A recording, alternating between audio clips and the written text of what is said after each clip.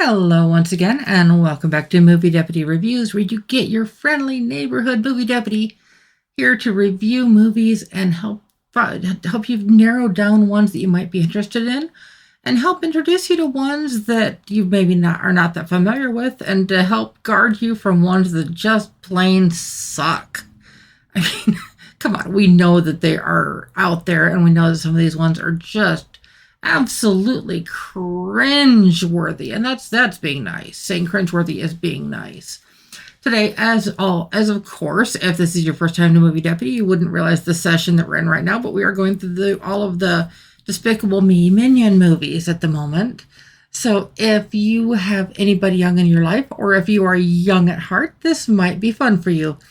So grab a chair, sit back, and hang on, because I want to share with you the original review that was on Movie Deputy, and then we will talk about this one a little bit more in depth.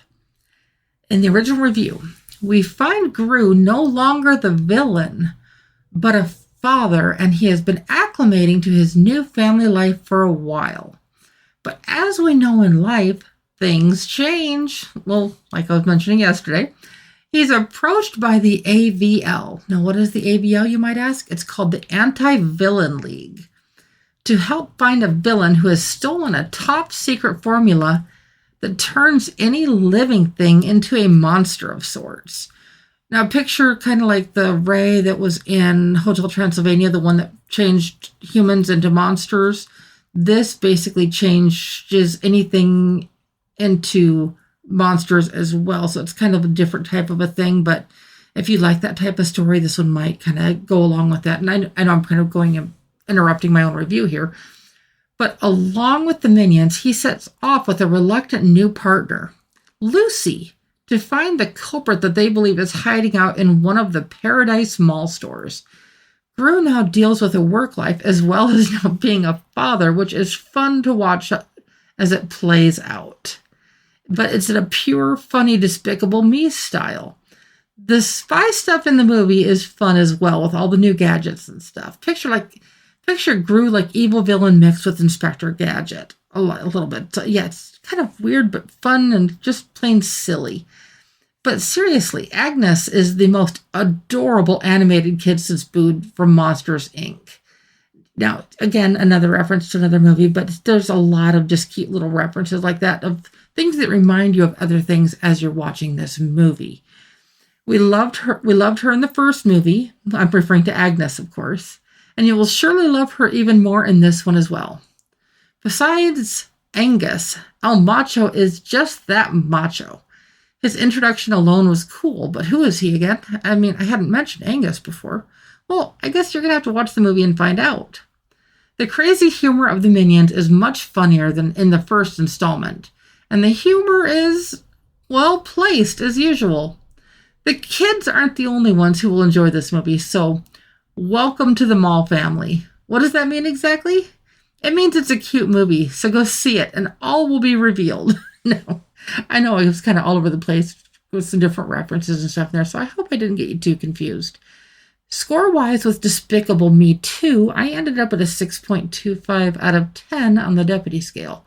That's because this one is a little bit more of him acclimating to the family life. He's got, now Lucy is going to be in his life, and who's Lucy? That you're going to have to find out. And he's got some new villains that he's working with, and then, of course, this monster Ray. It's a little silly, it's a little fun, reminds you of other movies as it's playing out. So, I mean, it's not like a completely original story, but it's one that will be memorable for a long time just because of how this plays out.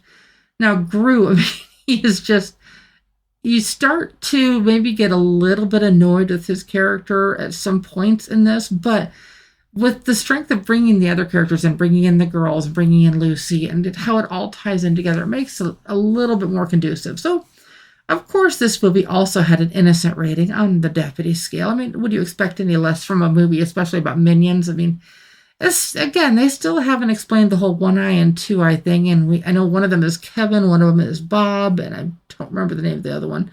But there's a bunch of different Kevins and a bunch of different Bobs. It's like it'd be impossible to learn all their names because there's a ton of them and they all talk in this gibberish one of the few words like that I always make fun of when I hear about the Minions is banana.